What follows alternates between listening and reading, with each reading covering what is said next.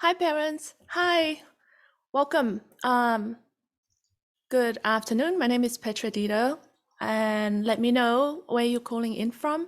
And it's been a while. I wanted to come on today to talk to you because we are getting to the holidays, and usually for alienated parents, the holidays usually is the hardest time. So I thought it would be an appropriate time to come in and talk about how do we cope with the holidays. Why is it harder during the holidays than other? I'm curious, like where you guys calling from, let me know. Um, you know, how are you experiencing the holidays? Is it harder or is it easier for you? I'm curious to know. But for me, one of the things that I recognize is that holidays are usually special times, right? It's time that you wanted to build your memories with your family. You wanted to have these moments, and not just that, you recall what you had with your children. You recall the dreams, the hope, and the wishes that are probably now denied. How many of you are having your children during the Christmas and you know New Year's and the holidays time? A lot of you are probably not getting your children, and some of you, when you do have your children, maybe the children are not as loving as they should be with you. Maybe they are not as open to truly enjoy and sharing the special time with you. So it makes it a lot harder. It makes it a lot harder to for you to truly enjoy the holidays as it should be.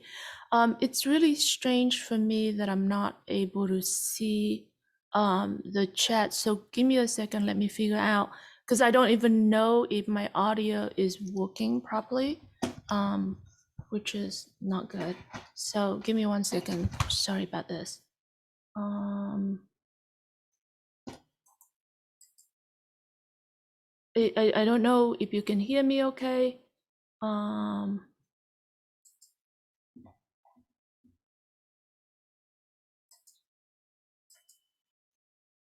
It's so strange. Okay, I think I can start seeing it. I see Catherine say hello. Hi, Russ. Hi, thank you, Jacob. Thank you so much. Okay, audio is good. Okay, good. Thank you. Louis. Okay, thank you so much. Yeah, really great. Really appreciate you guys. So I wanted to talk about 7 steps that I think could help you cope with the holidays. And Jacob is calling in from, where's AB? What does that stand for? Hi Jane, thank you. So and how many of you guys don't get to have your children during the holidays? And Cynthia said, I agree, my ex stopped visitation. I haven't seen my daughter since October. I have court soon. Cynthia, is that when you say your ex stopped your visitation, is that a violation of a court order? And did you get any support from did you try to get custody interference enforced? As in, did you get law enforcement intervene with picking up your children? We got Noel, hi, and Jane is from Ontario. Alberta, okay, thank you so much. Melissa, hi. Louis, wow, Louis haven't seen his children for a year.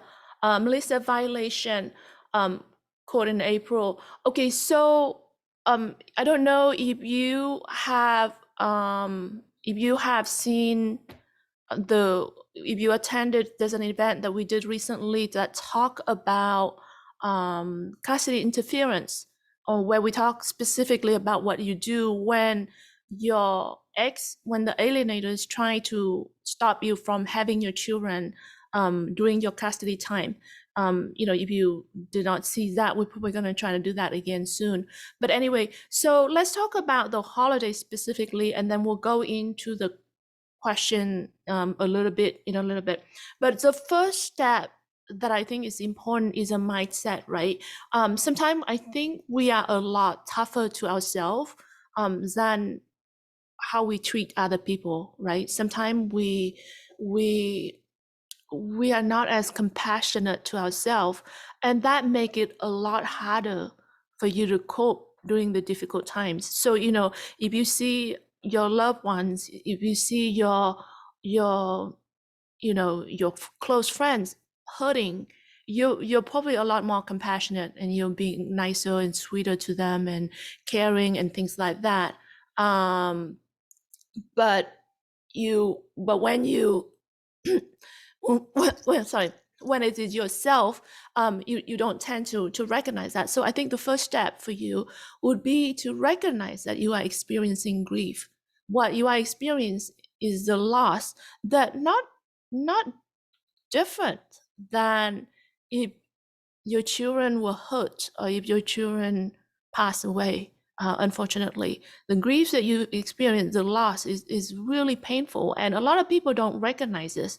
A lot of people don't give themselves enough credit that that pain that you are going through is really severe, really painful. So in the first step is to recognize that you're experiencing grief. And one of the event that we did in the past, if you haven't seen it, was about coping with grief with losing your children.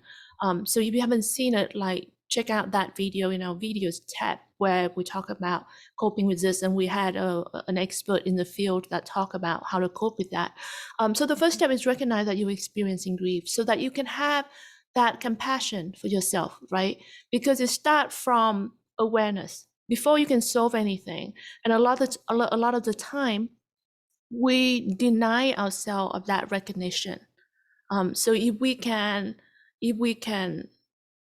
have that recognition that, oh, I am experiencing pain, I am experiencing grief, I have this loss, that's why I'm in pain. And so if you recognize that, that will help a lot to have that compassion, to have that understanding. So that's step one. Step number two is to shelter yourself from people that are not good for you, that's not right for you. Because unfortunately, with parental alienation, a lot of people don't understand what you are going through.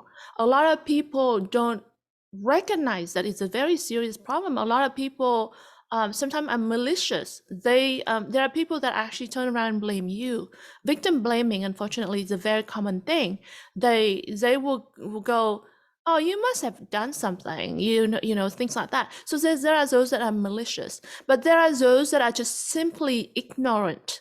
People that just go, oh, maybe the kids are just, going through teenager years, or, oh, you're just taking this too hard, and what's the big deal, and things like that, right? So if you have this, and unfortunately, these people could be people that are really close to you, could be your good friends that you're counting on, this could be your close family that you're counting on, and sometimes you might have your parents that going behind your back, going to your ex so that they could be with the grandchildren, and in the meanwhile, not recognizing and appreciating the pain that you're going through.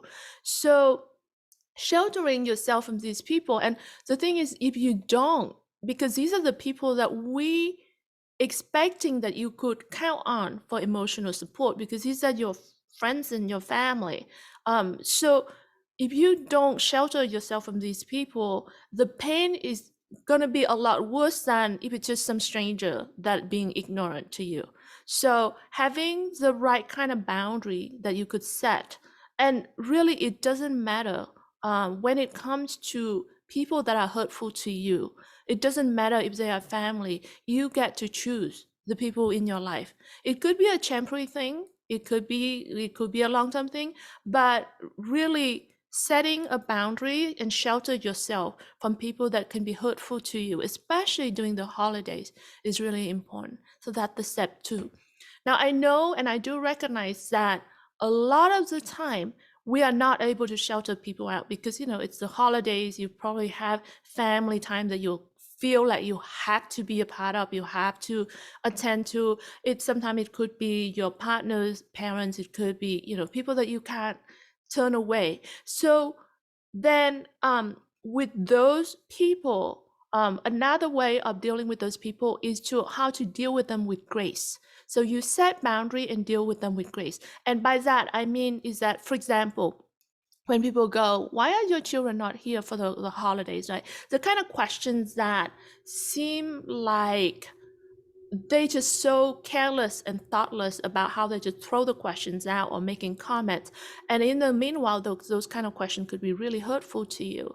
But recognize that you don't owe them an explanation. You don't owe them anything really. So how do you handle that with grace is, figure out how do you address those things in a way that you don't have to bare your soul and put your heart on the sleeve so that people can hurt you, if that makes sense. So you can, just like how sometimes we learn to say no without saying no, right? So, if someone asking you what to do, to do something that you don't like, you could say, oh, not today, right? Instead of saying no outright. So it's the same thing. If people say, why isn't your children here? Like, do they hate you or something like that, right? Then you could figure out a way of saying, and really, you also don't have to be direct and honest about it. It's possible to say that, well, you know, um, yeah, they kind of busy today, but yeah, we'll have to figure out the rest of the holidays. We're figuring it out, right? You can leave it sort of open ended. You could leave it vague, right? So instead of having to address it, instead of putting it out in a way that leaving them questioning you more and more, right? Because if you leave it open and vague enough, they might leave it alone so that you can carry on and focus on other things, right? So anyway, so that's step 3. Step number 4, let me just check my notes. Yeah, step number 4 is gratitude. Now, really, I think the true path to any kind of healing is gratitude. It's that mindset, because it doesn't matter how much we have lost. It doesn't matter how much pain that we have. As parents, we don't get to give up. And I want to say that again, as parents, we don't have the right to give up. We cannot give up. So a lot of parents I've seen in different chat room and different comments that's saying, I'm done, I give up, things like that. We don't get to. It doesn't matter how your children act. It doesn't matter how your ex have done something. It doesn't matter what the alienators have done. And so instead of giving up, instead of doing anything that could be harmful to yourself or harmful to other people, focus on gratitude. So really, if we look at ourselves and look at everything that you have, it doesn't matter. You will see that you have a lot to be grateful for, right? So taking this time as a time to be grateful for what you have, which is your children. It doesn't matter whether they are with you or not.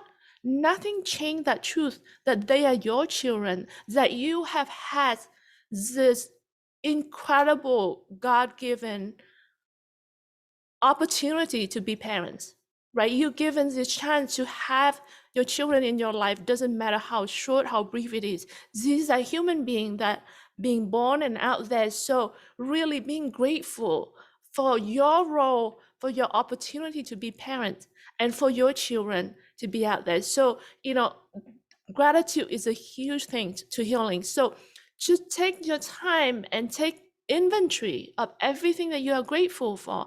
And it's not just about your children, but everything else that you have in your life, your health, your anything that we have, because it doesn't matter what state of life you are in, you have more than someone else out there. Really, it doesn't matter. There are people that don't have the opportunity to be whatever that you get to be today. I remember when I was pregnant and I was going through this with my first child, and I was going through these classes, like you're taking childbirth classes. And I remember hearing other parents, other mothers like start complaining about, oh, I can't stand, changing diapers, terrible, and this kind of things. And I remember thinking, I think I was going through some Facebook post or something, and someone comment about how they couldn't get a chance because they were dying of cancer or whatever, and they don't even get a chance to hold their child. So when I think of that, I think about how much I have, and it doesn't matter, how messy or dirty it is to change diaper for your children. So, think having that kind of mindset where you think about how much loss and how much other people don't even get a chance to be as you are. And the thing is, while you are still here, while you're not giving up, no matter where you are, no matter how you are today, that give you the chance of an opportunity one day in the future to get your children back. It doesn't matter how your children are today. While you still have them alive and while you are still there, you're still fighting, you still gonna have a chance one day to get your children back. So having that gratitude is so important. You guys, this is the thing. A lot of parents want to give up because it's so painful, and I understand what you're going through. The pain is really unbearable. I don't know what it feels for you guys. I would love to hear it in the chat room. So Catherine said, I'm worried so much about my daughter's healthy development. It's so hard. Yeah, it's really scary, unfortunately, because the children are being left with the abuser. The abusers are taking control of your children, so it's really scary, and understand that. And you're not getting to see your children, so I understand how painful it is.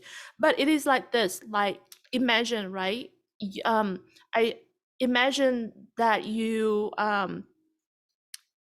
let's say if I hurt my finger, let's say hurt my thumb, I don't just stop. We don't just then stop doing everything, right? You still continue to live your life. You still do things with your other hand. You don't just, because you hurt one thing, then you give up on everything else. The same thing with losing your children or coping with parental alienation. It doesn't matter how painful it is. You don't stop living, because you're gonna still stop trying. You're still gonna try your best to develop everything else, and while waiting for this thumb to heal. So it's the same thing with parental alienation. You're trying to cope and trying to figure out how to deal with that, but in the meanwhile, you need to live the rest of your life. And that takes me to the next step, which is celebrate what you still have. So having the gratitude and recognize what you have and what you're grateful for, and then you need to celebrate the rest of you. While you're coping with this, the rest of you still deserving to celebrate. And that means there are people that's still around. Your children may not be around, but you probably still have your partners, you still have your friends, you still have maybe other children that you have, right? So celebrate those that still here for you today, right? So don't just because you lose this part of your life, because you're hurting here, that you giving up everything else, because then the alienators are winning. You are letting the alienators win, because that's what they want. They want to destroy you. This is actually not about the children. The alienators want to hurt you, and that's why they're using your children as a weapon. The children, unfortunately, are collateral damage. They are getting hurt in the process because they're being used as weapons. It's not because it's not about the children. The alienators really want you to be hurt. So if you give up, you are letting the alienators win. And guess what? For abusive people, if they win a little bit, you know what? It's just gonna give them even more power to be more malicious, to be more evil. You want to fight them, you have to stand up and fight them. You want to win, you have to win. You don't give up on everything else. And if you give them a little bit of power, they will get a lot worse than what you're experiencing now. So really celebrate the rest of your life, live your best life as possible, and really appreciate the people that's still around with you today, and celebrate it with those people. Okay, the next thing is get support. Now I do see in the chat room that people that reaching out and say, contact me and add me on Facebook and things like that. There are a lot of support out there. Actually, you are not alone. It's very easy to feel like you're alone on this journey, and I understand it. It's so easy because it just feels like the immediate people around you don't understand you. Your friends don't understand you, your neighbors, and especially a lot of those people become the flying monkey for the abuser. They will, help spreading the gossip. They believe the alienators. They making things worse. So it's very easy for you to feel like you have nobody that truly understand you. So I understand how you feel, but really, you're not alone. There's a lot of people that understand you, and there's a lot of support out there. So reach out to the right people. Surround yourself with the right people, people that truly understand you, so that you know that what you are experiencing is not something wrong with you. You're just a victim in this situation.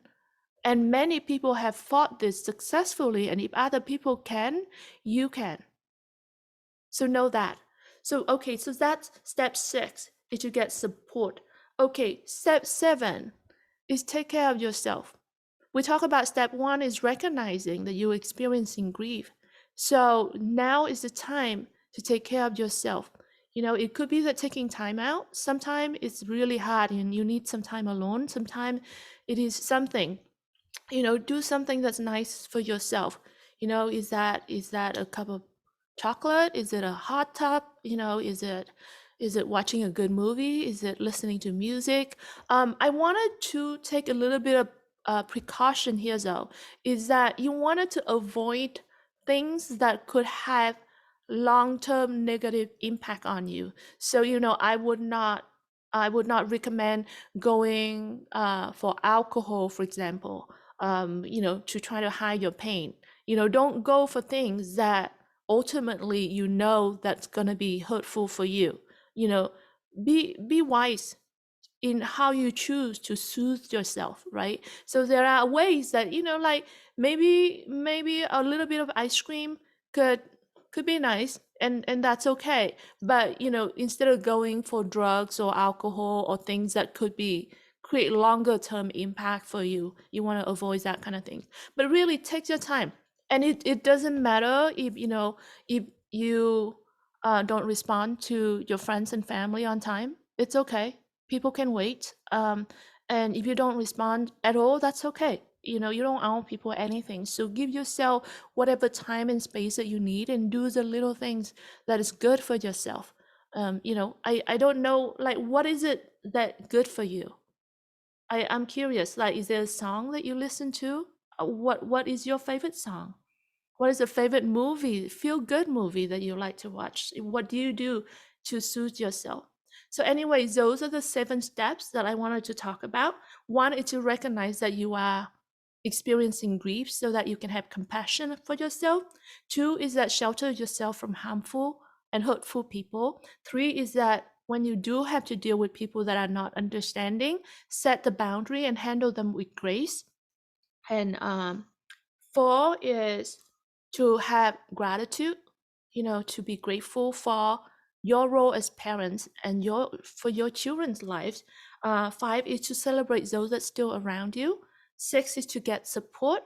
And 7 is to do something nice for yourself, take care of yourself. So let's see. I'm gonna try to go through the comments in the question in the chat. Noel said, yes, we must protect yourself. Thank you. Nancy said, anyone from New Jersey who needs help, please PM me. Thank you, Nancy. So yeah, there are people out there that you can reach out. Candace said, there are always 2 sides to the story. Yeah, sometimes there are more than 2 sides to a story, but I agree. It's unfortunate that sometimes the people that you need to count on actually listen to the wrong side of the story, and that's really hurt.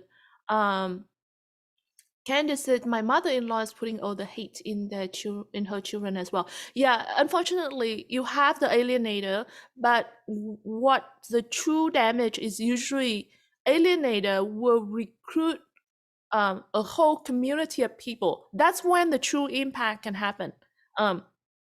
Which is the alienators themselves, the way that they truly plant the roots of hate in your children is not just they themselves telling the children that you are bad, but they also getting all these flying monkey, right? The community of people around them to help enforcing this hateful message about you.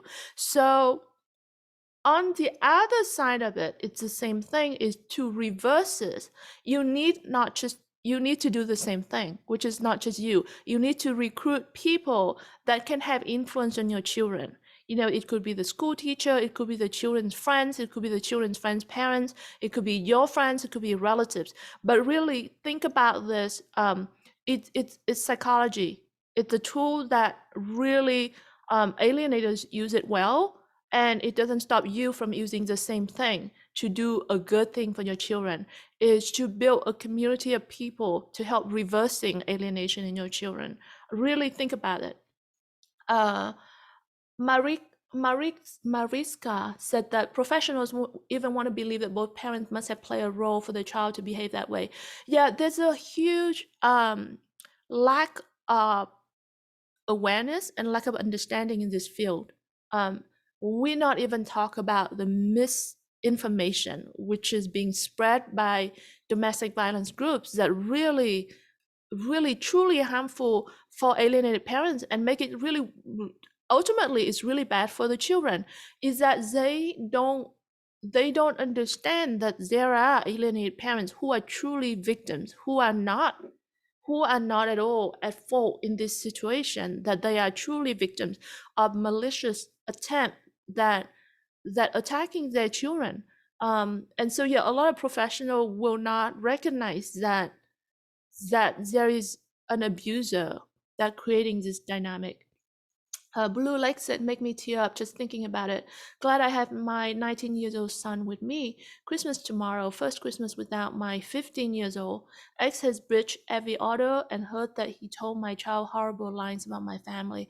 Blue Lake, I am so sorry, and I'm glad you have your son. So truly spend that time with him, and don't let anything in alienation with your other child damage the quality time that you have with your son. Because really, like, you need to make sure that the people that still around in your life are not suffer because of the alienators. The alienators harming you, don't let them harm the people that you love as well. Don't let them harm the other people that's still in your life. So definitely. Nancy said, reach out to your representatives. Yes. So I think that a lot of parents think that politicians are outreach, but really, it doesn't matter where you are. You have representatives that are responsible to listen to their constituents, and you are their constituents. So if you have concern, which we do, obviously, about the way the system is working right now, the way the law is so inadequate in protecting the victims. So really, if you can reach out to your representatives, that can help a lot.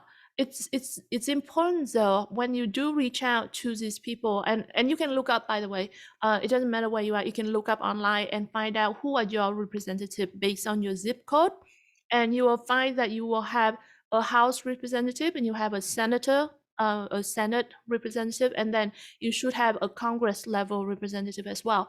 And if you bring up your concerns, and trying to stay away from the way that you present your story is very important, because you don't want people to misunderstand your story. You don't want them to see that you are just complaining, right?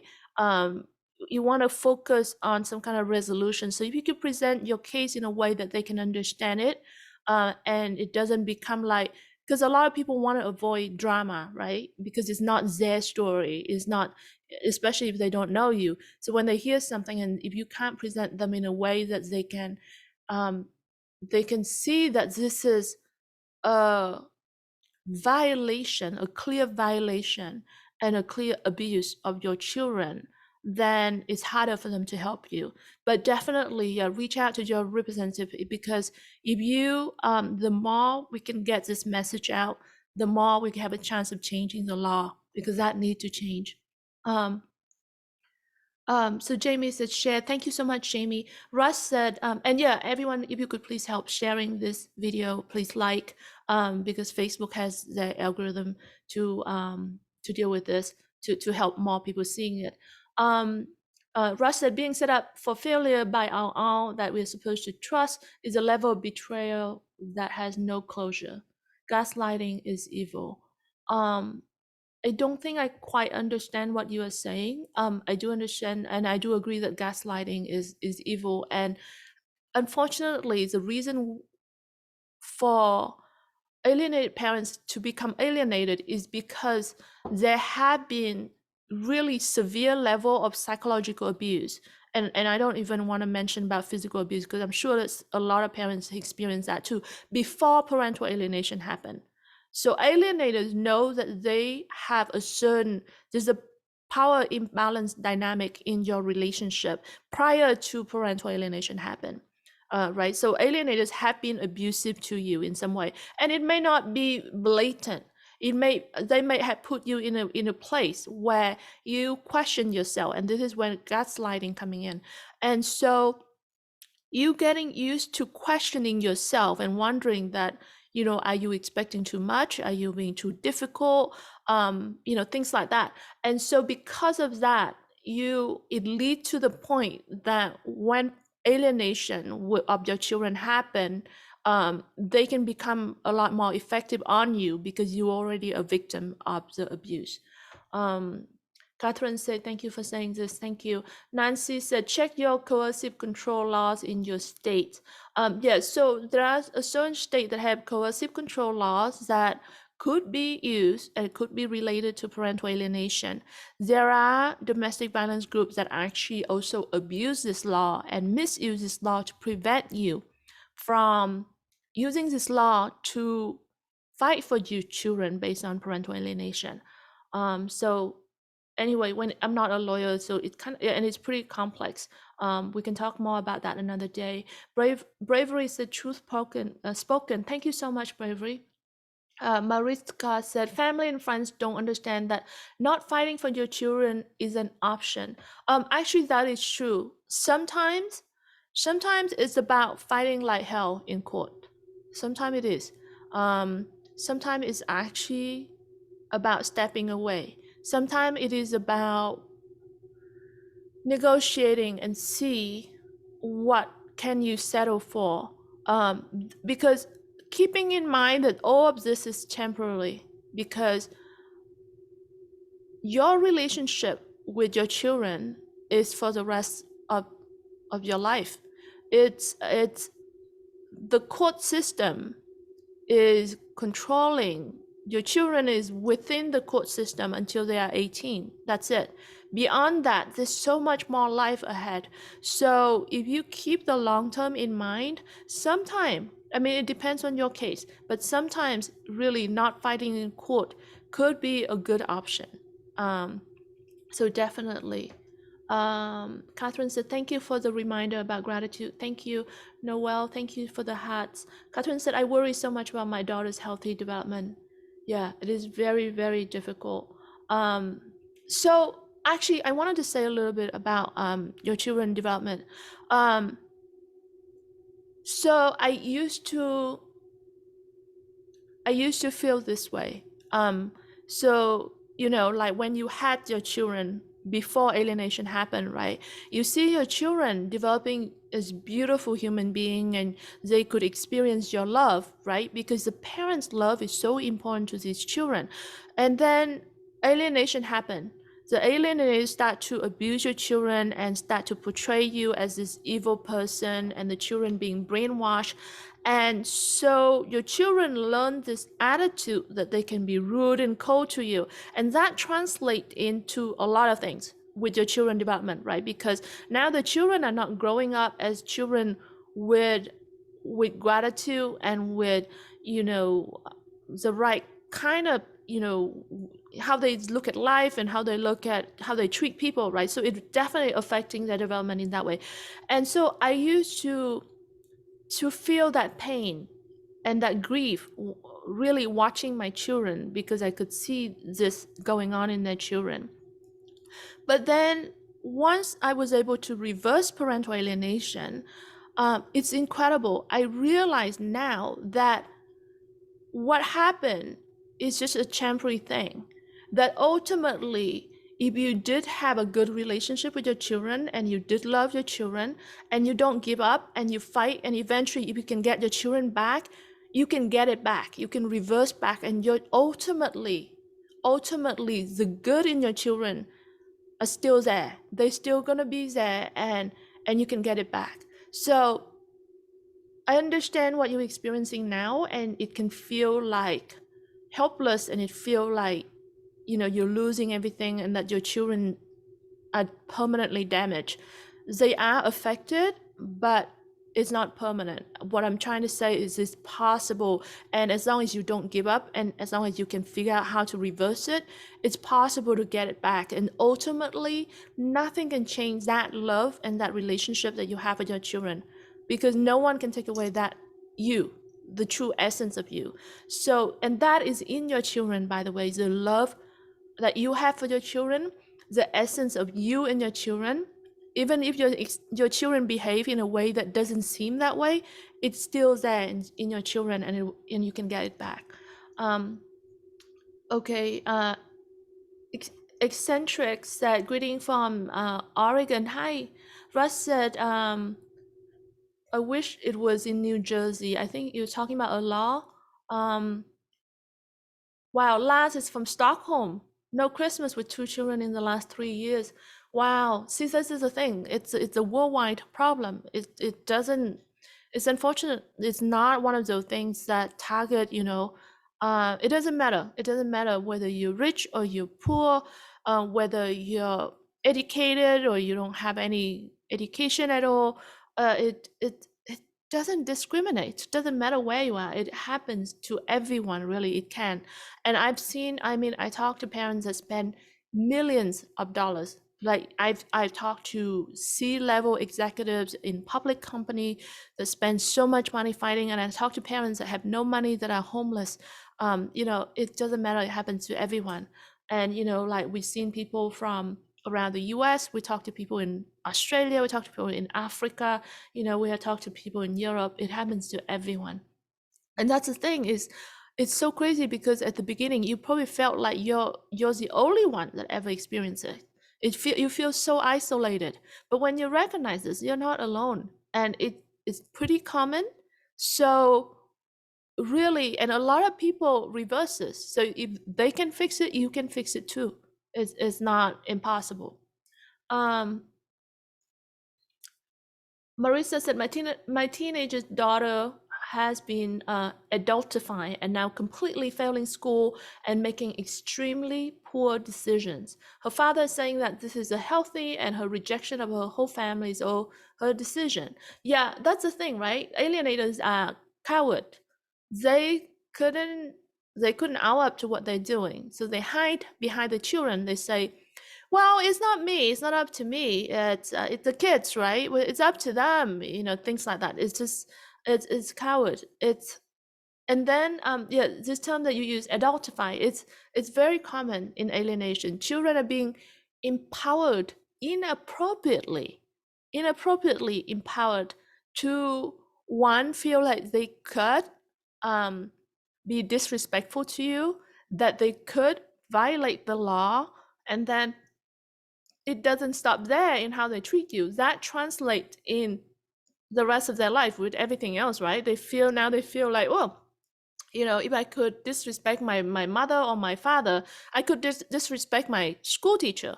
Maybe I don't care about school. Maybe, nothing matters now. If family don't matter, then nothing matters now. So then suddenly they have little respect for anything that matters. And then so that really damaged the rest of their life in that way, unfortunately. Marissa says spot on. They don't care about alienators don't care about the children. It is all to destroy us. And Crystal said don't allow it. Yeah, definitely. Candace said I had to push through last year. I had to heal for myself. That's wonderful, Candace. Yes. You need to heal for yourself. And I guess what? It's not just for yourself, it's for your children. It's very easy to say, I would die for your children, for my children, right? It's actually very easy to say that. It's very easy to give up because it takes nothing. So really to say, oh, I would die for my children, I give up now. That's actually the lazy and easy route. It takes a lot more courage. It takes a lot more work to live your best life for you and for your children, because you want your children back. How can you have your children back if you are not fully healed and fully whole? So be the best of you so that you can have your children back, so that you can be a version of you that your children want to be with.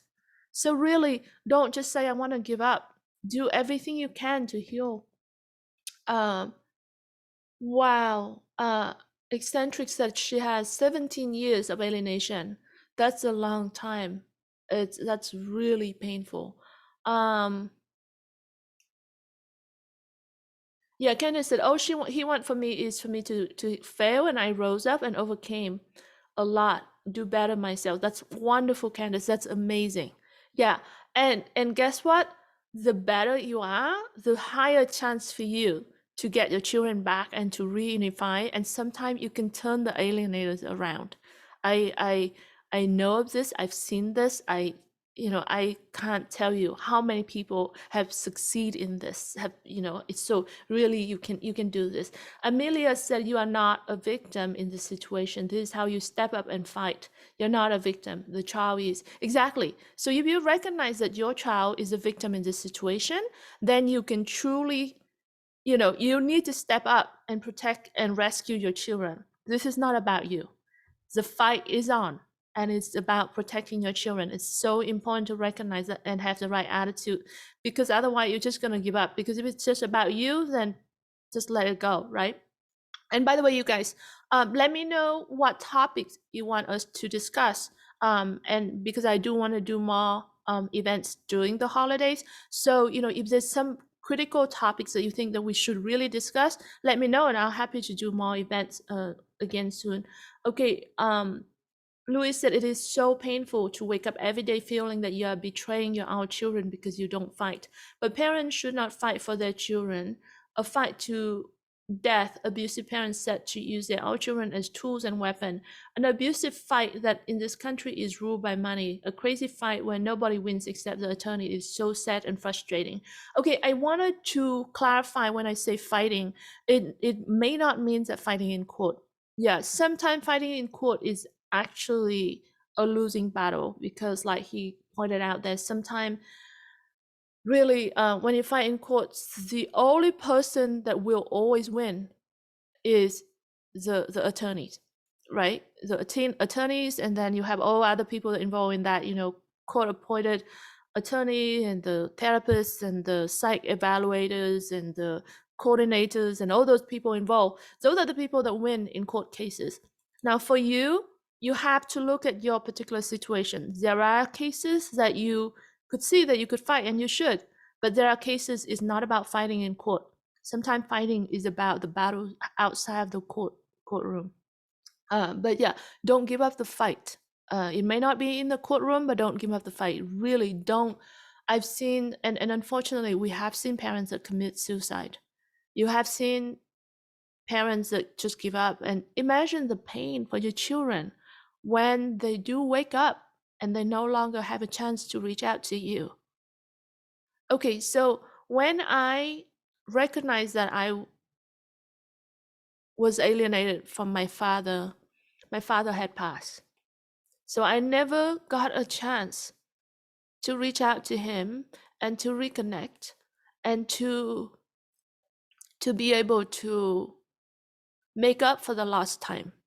And he didn't commit suicide. He passed because he had a heart condition. But imagine if you give up. And like I said, I've seen parents that give up and commit suicide, and the pain for your children when they do wake up, you don't want that. You don't want to leave that for your children. You need to be there. You need to be strong. You need to be happy and healthy, because when your children do wake up, they can have a really healthy and happy parent to go back to.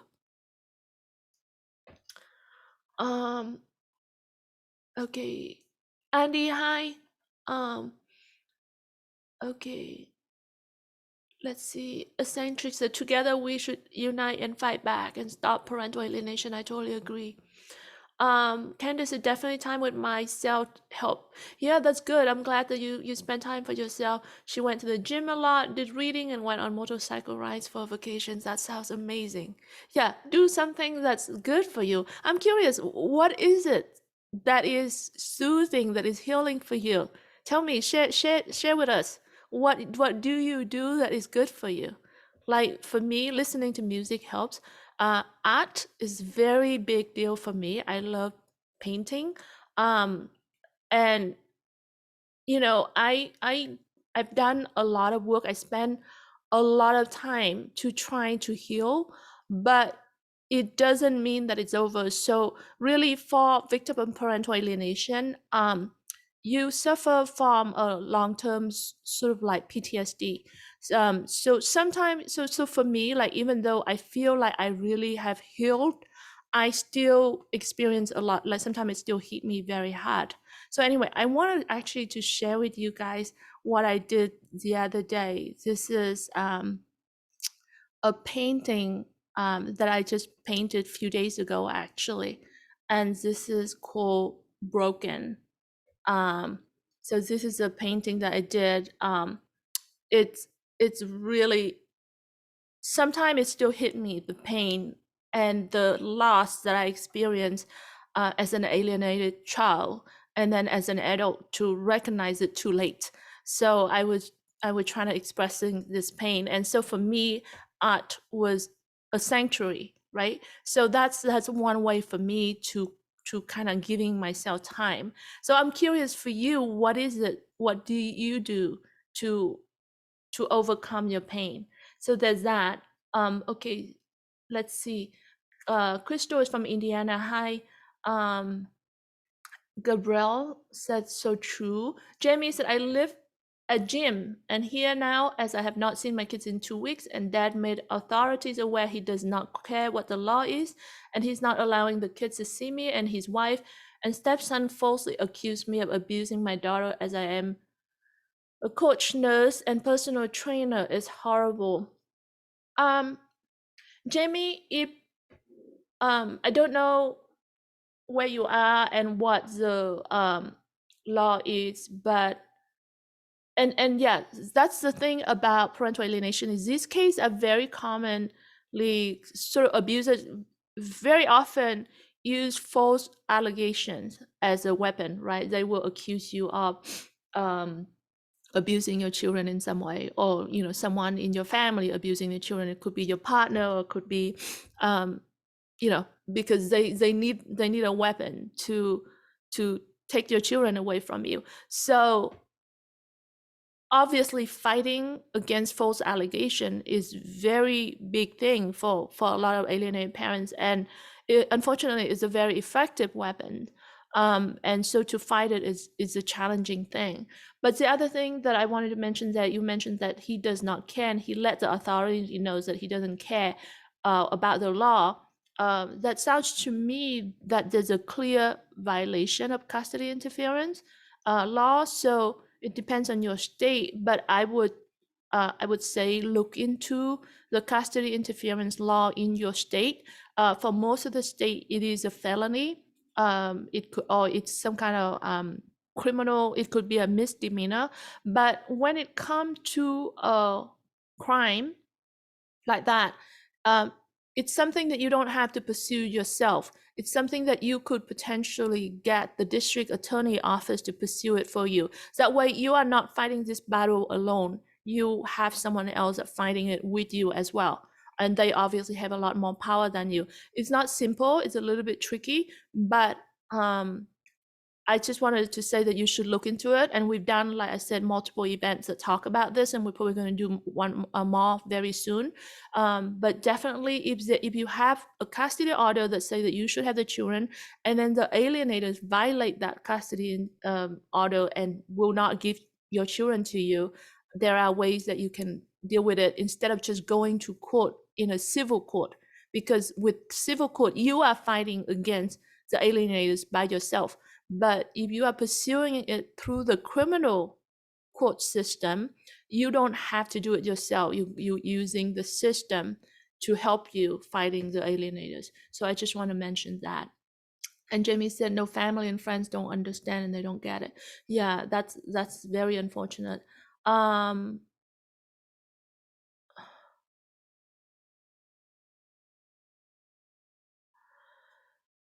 yeah, so she said that she has been fighting for 5.5 years, and you cannot get the time. You cannot replace the time, and the kids grow up.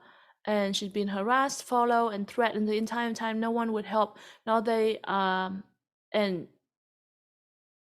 I'm not sure what the rest of that comment is. Yes, sometimes these cases goes on forever, really, and parents get dragged through the court system for years, and they get burnout, and financially, it's just impossible. It's really, really challenging.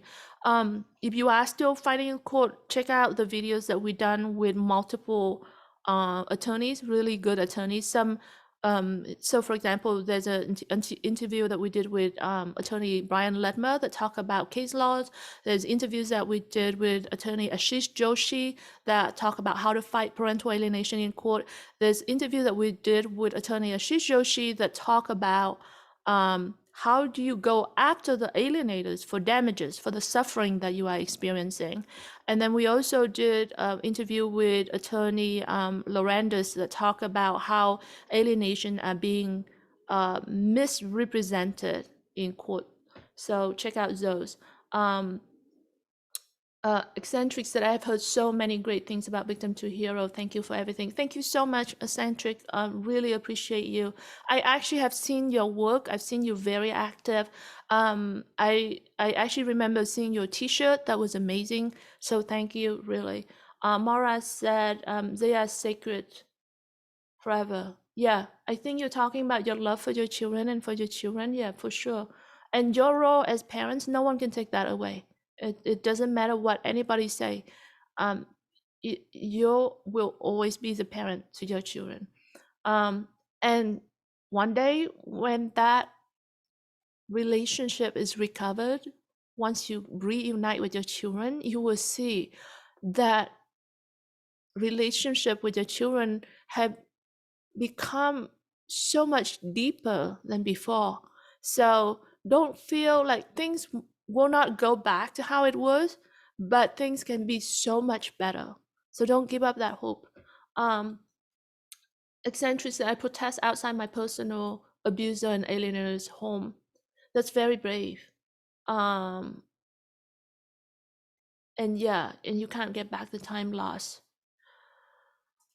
Eccentric said 20 million worldwide. Actually, so there's a study from University of Colorado State University by Dr. Jennifer Hammond that estimated there are 22 million parents in the US alone who are victim of parental alienation. So yeah, the number is huge. And the number of children are 3 times the number of children with autism. And the thing is, when you talk about autism, everyone knows what autism is, right? People can relate to that. But when you're talking about alienated children, people don't get it. And so nobody seemed to pay attention and nobody seemed to do anything about it. And that's just crazy. Eccentric says 70% of all law enforcement agencies do not have a plan set in place for parental abduction. I found out the hard way in 2004. So yeah, I felt very alone. Yeah. So it's a thing. It's a battles that we are fighting. And I'm talking about for advocates like me. We are fighting. We're fighting against the system because we want the system to change. We want to change the law, and we want to change the way that not only the law has to change, but there are certain laws out there that are okay, but yet it's not being enforced. So not just that we need to change the law, but we also need to change how the system handle the law. So like the law enforcement, for example, don't know what to do when there's custody interference or parental abduction, things like that, right? So we are fighting this battle, this uphill battles, and we found that there's a lot of things that going on with this. First of all, there's a lack of awareness, like we talk about. People don't know what parental alienation is, and then there's a lack of There's a lack of recognition for how serious this problem is. So people will look at, for example, if you go to the police and say, my child, my ex does not give my child to me. This is the violation of a custody order I have. Look at this. This is, I went to court and I have this. This is a legal document, right? It say that now is the time that I have my child, and then they will not do anything about it because they see that this is not a homicide, this is not a robbery, like nobody get hurt. They cannot see the bruises, they not see the cut. And so they underestimate the damage and the consequences, the trauma and the damage that is causing to you and specifically to your children. And that's the problem, is the system underestimate the consequences of parental alienation.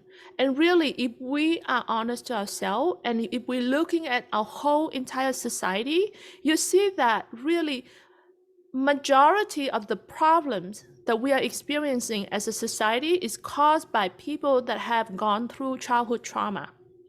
And a lot of the childhood trauma is to do with lack of loving parents, right? And here we have a loving parents that want to be with the child, to be there, to provide and support the child and take care of the child and educate the child. And yet the system is not allowing this parent to take care of the child, and the child is now being left abandoned and left to be left in the hand of an abuser, right? So really the consequences for the society are so huge, but the system is really overlooks this. So like I said, it's multiple layers. There's a lack of awareness of what parental alienation is, and then the next thing is the lack of acknowledgements and understanding of the consequence of parental alienation. And then you'll talk about also, there's lack of resources, because for example, district attorney office have a huge amount of caseload, and a lot of them are to do with homicide and things that they consider like more serious. So it being put into a lower priority. So there's a lack of resources to do the appropriate things.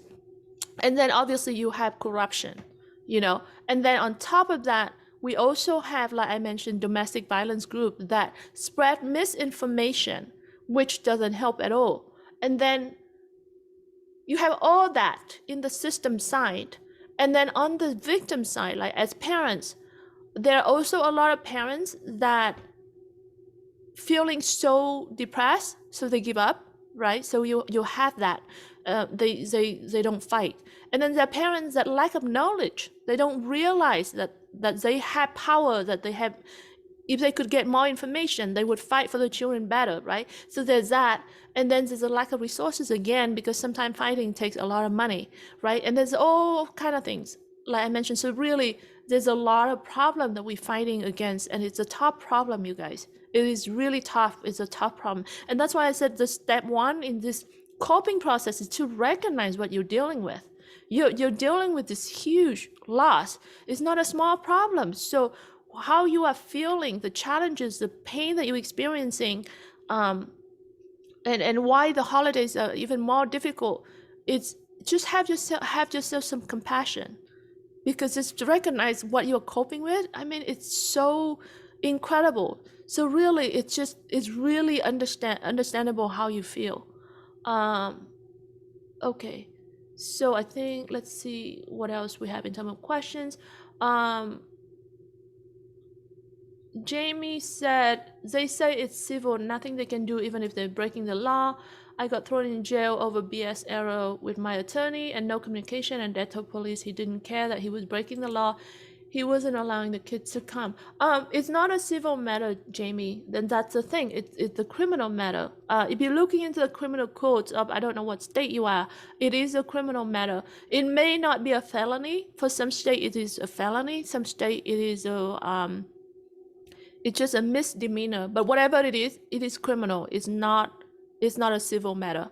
Like I said, I don't know what state you are, and we could look it up if you want to. Let me know which state you're calling from, and maybe we can check out the law for that state. But it's not a civil matter. And it's about, and a lot of the time when you call the police and the sheriff department and things like that, they will say this is civil matter because one, like I said, they are lack of awareness. They don't know it themselves. Two, it's easy to just kind of turn you down, right? Easy to say, oh, it's not my problem. You go home and take care of it. Because it's easy, because a lot of parents are not aware. So when they just tell you that and you go away, it make it easier for them, right? So if you put your foot down, if you get the information, and sometimes you do have to educate them, and that way they can be somebody that can be on your side and help you, right? So really definitely want to look into that. Buck said, how do you turn it around if you have no contact with them? They don't answer phones or the door. This is the thing. A lot of the time, it's so important for us to recognize that, and I see this a lot of parents feel like this is something that have to be solved immediately. I mean, ideally, if we can solve it quickly, that would be great. But having patience is so important. A lot of parents don't recognize that what you are dealing with is so big, and sometimes you really have to have patience. And sometimes it's not days, it's not weeks, sometimes it could be years. But if you hold on to that conviction that you're gonna get your children back, that you're gonna fight back, and be prepared and be patient. Because if you think like, oh, if I can just get like, a pill and take it, or a button that you could push, right? I mean, in America, we have this sense of sort of a little bit of a entitlement, right? Like everything can be fixed with just taking a pill or push a button, or spending some money, right? This is not one of those things. Unfortunately, this is a very big problem, and it takes a lot of work. So if we have that long-term vision, if we have the attitude of dealing with this, because you're dealing with your children's life, this is a long-term thing, and it may seem hopeless and helpless right now, but it's possible to turn things around. So if you have that long-term vision and the big picture, then you can truly, you can fight it back, and really you can turn things around. So don't like keep that in mind. And yeah, Noel said keep sending them messages anyway, even if they don't reply. It does reach them. Yeah, this is so important. I've seen multiple story. I talked to multiple people, adult children of parental alienation and things like that. I remember interviewed Dr. Amy Baker, who also shared a story like this. So the story of parents that would reach out to the children, every day or every week or whatever, like consistently, even though the children don't respond. And the moment that you give up and you stop, it breaks the children's heart. Because even though they don't respond, they know that you're still fighting for them.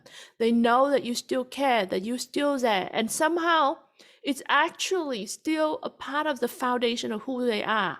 They still need it, even when they are rude to you. But if you give up, they feel like, okay, you're finally giving up, that they don't matter to you anymore. And that could be a lot worse. So really reach out anyway. Jamie said easier said than done. It's hard one man fighting an army, and I have continued to push through, but I've coach been the better person, don't drink nothing, and they have been able to prove me as unfit, but I know the step necessary to appropriate assess this, yet no professionals listen. Do not like it when parents know I have experience or knowledge in this situation. Yeah, building the right team, like if you're fighting in court, building the right team is difficult but really important. Because sometimes you have the wrong kind of people with you, then it makes it really really difficult to fight.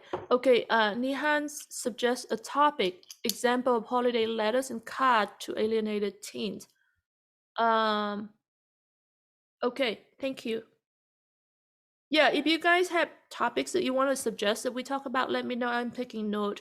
Holiday letters. Okay. Yeah, we'll look into that. We'll see if we can do an event on that.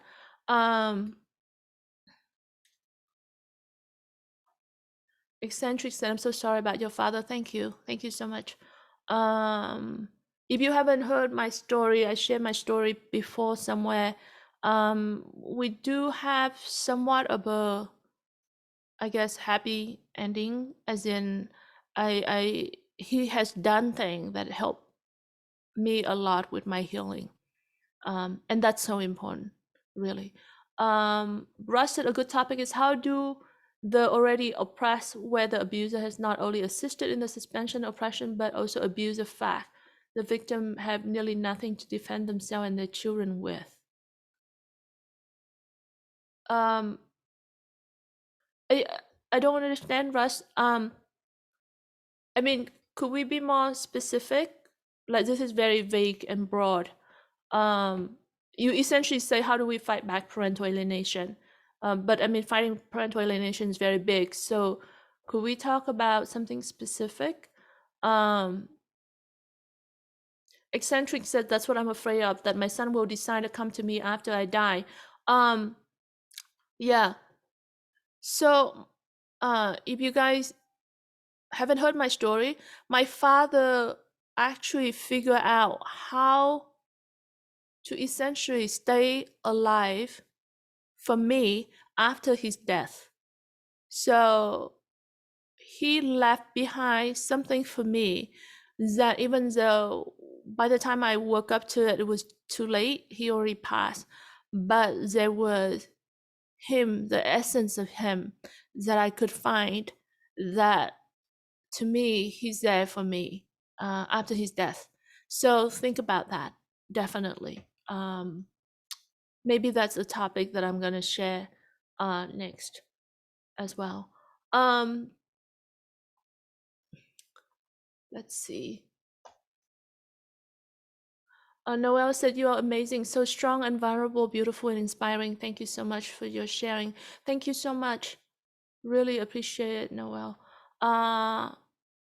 Maura said, I play my drum for therapy. My drums. Oh, playing music. That's great. That's great. That's awesome. I wish I play music. But yes, definitely. If you could, like, yeah, for some people it's exercise. So for some people it's music. Like, if you can play music, that's amazing therapy. That's so good. I'm glad to hear that. I just started to learn dancing as well. That kind of things. It's proven in psychology. It's truly a very important way of healing, because it's get to you in a way that words cannot get to you, right? um Eccentric, I use my energy towards the cause to stop parental alienation. In my downtime, I stay active and I take walks with my children and family dog. I love music and driving and reading and writing. I like to be outside near nature. Being outside is great for my mental health. That's amazing. I love that. Yes, staying active is so important. And then, yeah, nature and spending time with people you love. Dog, yeah, having your pets are really a good way of healing. This is the thing about having pets, is that that's where you can truly experiencing unconditional love, right? Because it's rare for you to see. Like, with people it's harder to see, but with pets you really see where someone or something truly put all of their trust on you, and that's like truly unconditional love. And then being in the nature, for sure, that's beautiful. And advocating is really important. Yeah, so like she said, she used her energy toward the cause. When you reach out and help other people, it's definitely a way of healing. Russ said, I wrote a poem. Can we see it? Do you want to share with us? Yeah, I just wrote a poem the other day. That's my first time writing poem. I'm not a poetry writer, but yeah, it does something to you. It's very interesting. Maura said, playing my drums is my sanctuary. Yeah, that's awesome. Selma, bike to ballet classes 3 times a week, and gardening. Wow, ballet classes and gardening and bicycle. Those are beautiful things. You see, there's way, and there are things that you can do that can heal you physically and mentally. So really, if you can explore those things, and I know you still have your pain, But the other things can help you be stronger and that you can cope with the pain better and that you can fight better for your children. So it's really important. Noel said there's 100% false allegations. Yeah, it's very common, false allegation, unfortunately.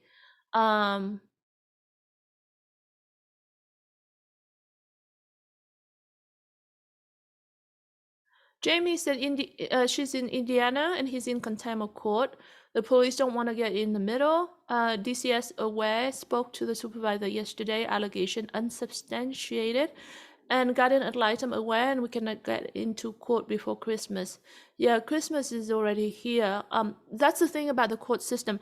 But it sounds like you have the right people knows about it and understand it, so that's helpful. Let's see Indiana. Let's just look up quickly. Indiana.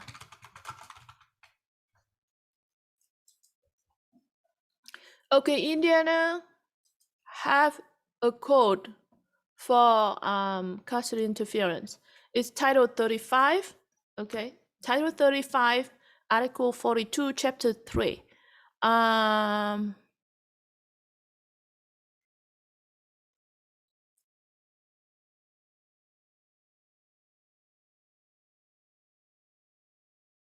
I'm looking at the Indiana code.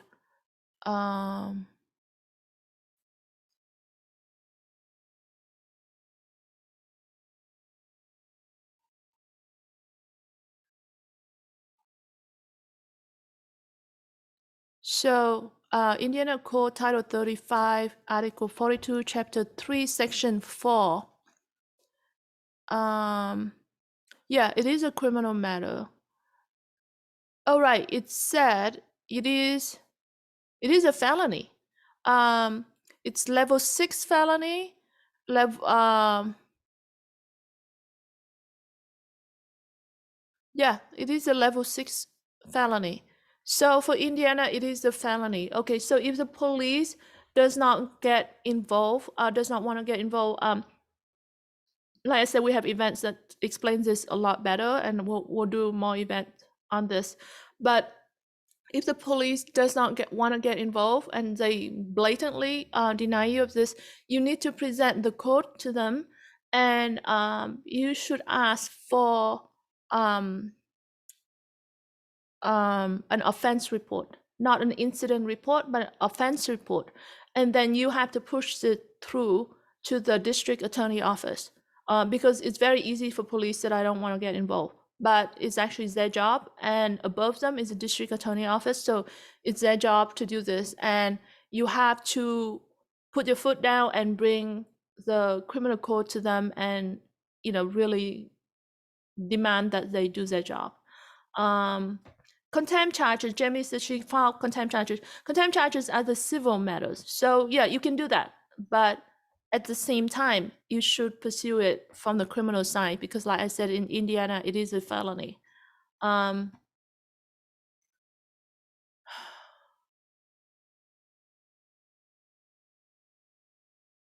Eccentric said that my son was 3 years old when he was taken from me and told me that I locked them in the closet. The last time I saw him was 2 years ago when he graduated high school. Yeah, I'm sorry. It's the thing about false allegation is it's such a violation of you.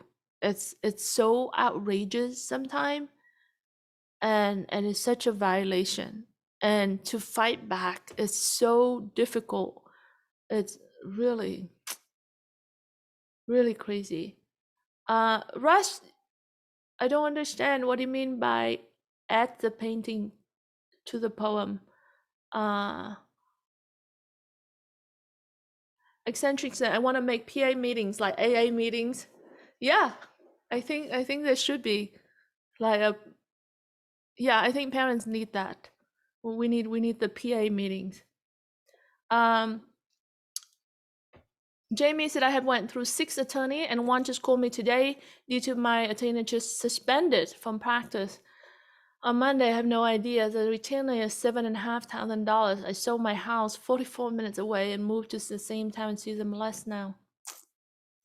Yeah, that's the problem, right? Is that we don't have because such a widespread lack of awareness and lack of and there's such a huge amount of misinformation that it's so difficult to find the right professionals to be on your team to support you, and that's horrible because you're fighting against something so malicious. You need the right team, and it's so difficult to find the right people.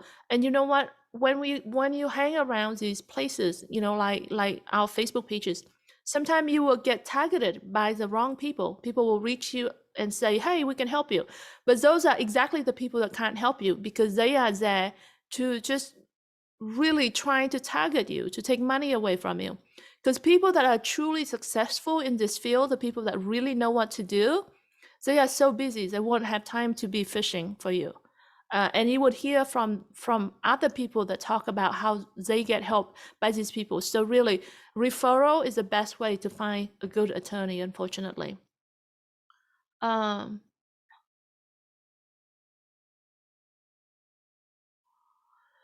James said, no kidding, my time to be with my daughter for Christmas and she won't comply.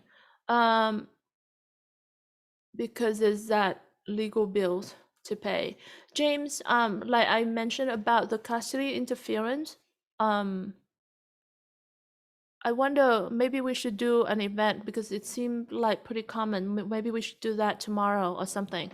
Would you guys like for us to do an event tomorrow that talk about the custody interference? Because really, chances of you being denied of your children during your Christmas time is pretty high during the holidays time.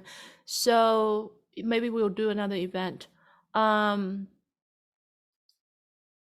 said I was finally able to get contempt order when I filed a show cause and could prove it. That's great, Karen. I'm so happy for you. That's really good. Really good. Candace said I was accused of abuse and visited by CPS and all lines and it was dropped. Don't it doesn't stop him from brainwashing the children. Yeah, that's the thing. They will do anything to try to brainwash the children, and sometimes they try to distract you by, you know, filing, and sometimes the parents get CPS to visit the home like over and over and over again. It's really painful. I wanted to show you guys something. I remember the first time that CPS turned up to my house. It was so painful.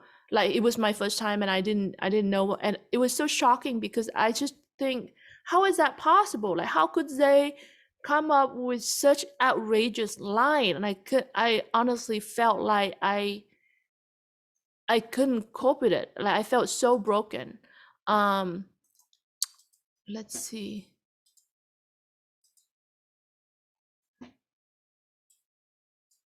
So, oh, wrong computer.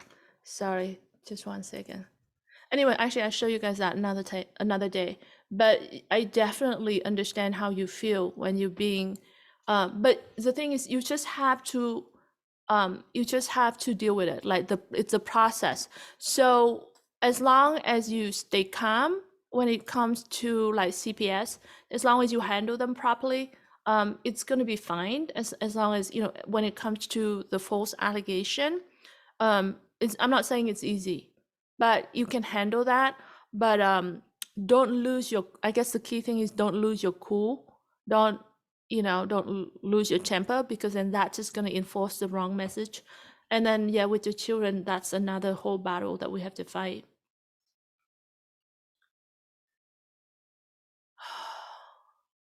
uh let's see. Yeah, Maritza said false allegation need to be met with serious consequences. This is the thing, right? You get dragged through court for false allegation, right? And it could destroy your life. Like really, there are people like when you're being falsely accused of something, I've seen people that really literally lost everything. Fathers that was falsely accused of sexually molesting his children, for example, lose his job, lose his home, really lose everything. And then after proven that he's innocent, that those were false allegations, there's no consequences to the abuser. It's ridiculous how the system is not doing anything about it. Like, that has to change, and this is what we're fighting to change the system. Is that there have to be consequences for false allegation. There have to be serious consequences because it destroys life. And yet there's no consequences. I'm gonna take note on that. Um,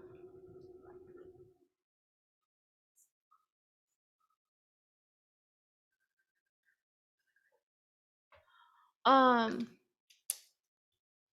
Mary, hi. Mary is from Canada. She's in trial after 16 years. Yeah, Mary, I remember. I think you're going through trial right now, right?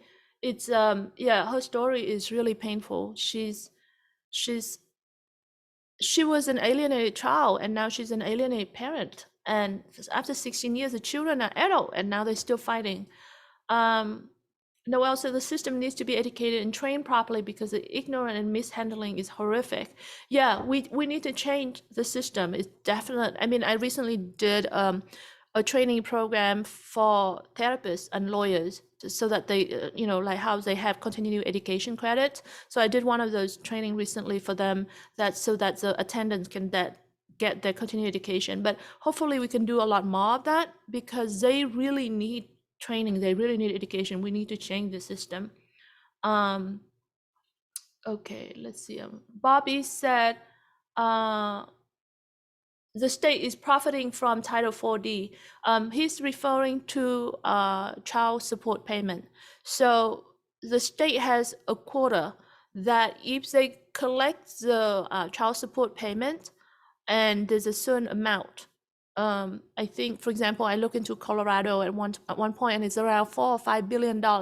So if they can meet that quota, then they will get matching funding from the federal government. And if they don't meet the quota, they will not get funding from the government. So the state is actually wrongly incentivized to do the wrong thing. So now the state, in order to get funding, it's in their best interest to collect as much child support payment as possible. And obviously, if you have, fair share parenting, you got equal share parenting, then the chances of child support payment is a lot lower, because if you share your children equally, then probably nobody's really paying anybody a lot.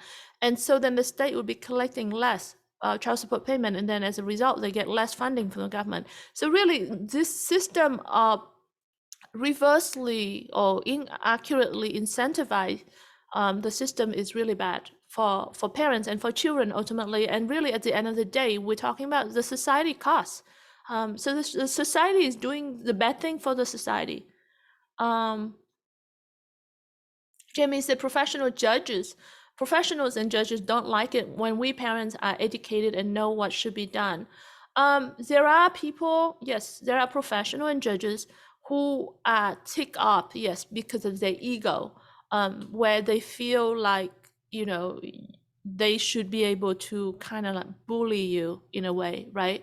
So if you stand up, sometimes it can be challenging. So I think the way to do it is, one, how do you present the information in yourself in a way that doesn't tick off their ego? How do we protect their ego so that they can listen to what you have to say is one thing. And another thing is sometimes you do have to step on their ego because you need to put your foot down and do the fight. And their ego is one thing, but there are certain boundaries that they also can't cross. And if you can fight on that, because they do have their ethic and obligation that they have to meet. And so if you can fight on that, you still have a chance. So don't let that affect you on how you should be educated, because you, at the end of the day, have to be in the driver's seat. You have to be the one who understands how to drive your case. You can't count on a lawyer. Doesn't matter how good a lawyer is. You can't count on someone else. You can't just sort of hand over your case to someone else and just expect them taking care of you. So the more educated you are, the better it is for you and for your children. And yeah, try your best to not take off their ego if you can. Jamie said Indiana, and they continue to say it's civil. Yeah, it's very common for them to say that it's civil.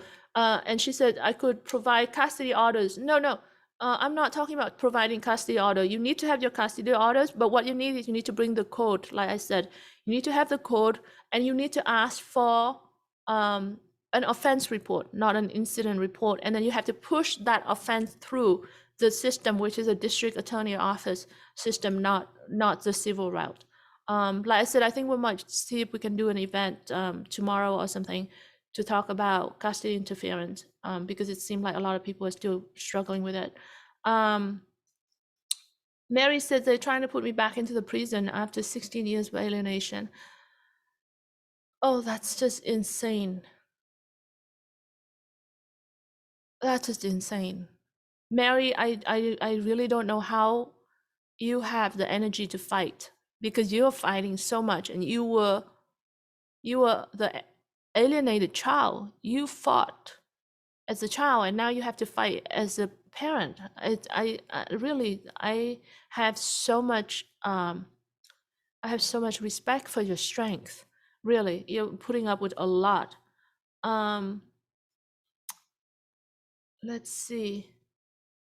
Bobby said even your own attorney will shut you up. Yeah, that's the thing, is if you don't get the right people around you, yeah, it's really bad. You can have attorneys that will not do the right thing for you. Sometimes we've even seen attorneys that try to negotiate with the alienator's attorney behind your back against your best interest. It's horrible. Yeah, so that's why I was saying you can't just hand over your case to someone and expect them to do the best job for you. You have to be fully educated. You have to drive your own case. I mean, seriously, for example, I end up fighting with the alienator. I should say the alienating parent, my alienating parent. As the alienated child, as an adult, I eventually had to fight my alienating parent in court. And I had to become educated, and I had to drive the case. I had to be on top of the case. While I have a decent attorney, but really I couldn't count on him. I had to, everything that's going through, like I have to be on top of everything, because really it doesn't matter. You can't just hand it over to someone else.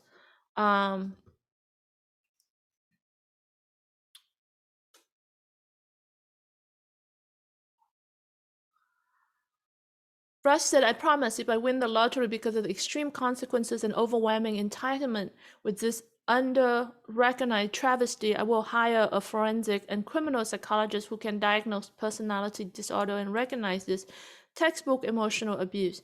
I will also hire a family and criminal law team who work in contingency with our psychiatric professionals to work each one of our horrific cases individually. All of our children are worth it, I promise this. Unfortunately, there's no law firm that will work on parental alienation on contingency, because they know that they are working with, it's not like a traffic case, right? So with traffic case, like they see that there's a huge insurance company behind the case. So they know that if they win, they have a lot of money to win because they're going against a big company, right? Things like that. So that's the kind of case where law firms will take cases on contingency. But with custody and divorce and things like that, they will not do contingency because they know that they're just fighting against individuals, and chances of reaching a deep pocket is not very high. So usually they don't do that. Baiting. Bobby said, talk about baiting. Good. Okay. That's a good topic. All right. I will see if we can do an event to talk about baiting. Louis said, thank you for sharing. Thank you for your words, and thank you for doing this, helping so many of us. Thank you, Petra. God bless you, and have a happy holiday. Thank you so much. And yeah, happy holidays. Really. Always be positive. Never speak poorly about your ex. Yes. Yes. It doesn't matter what the ex does to you. You don't have to get to their level, and you don't have to use their tactics. Fight on the higher ground, really. Maritza said, building new experiences with my non-alienated children. We have started rock climbing. That sounds fun. That's very difficult, I think, rock climbing. I think it takes a lot of strength. I really can't do that. Bobby said, Amen. A dog is truly man's best friend. Yeah. Yeah. Having a pet is amazing. Um, let's see.